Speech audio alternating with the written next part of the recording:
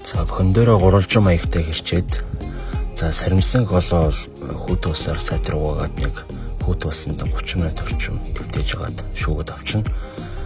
За шилэндээ эхлээд усандаа төвтэж авсан саримсан голоо игээд дээрээс нь бөхөндөрөө игээд за нэлээд юм том хэрчээд өгөх гоё болдог.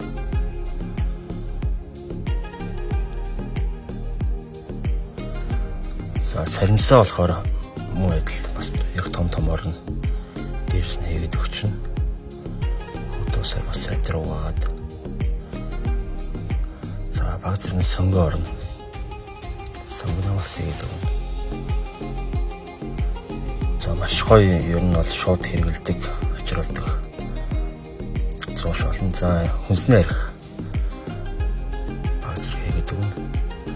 За хүнснээ арих бол нэг хийхгүй. Баг зэргийн цуу. За цуу нь болохоор дунгуйжаа байж болно. Нэг бол далан гартаа бас цуу байж болно.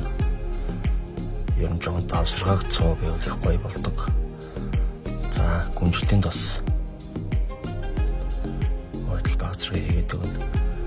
За ингэж бэлэн болгоод за ойролцоогоор хургууртног 2 өдөр байлгаад одоо ямар ч хоолтой шууд холж хэрэглэхэд бол маш гоё амттай.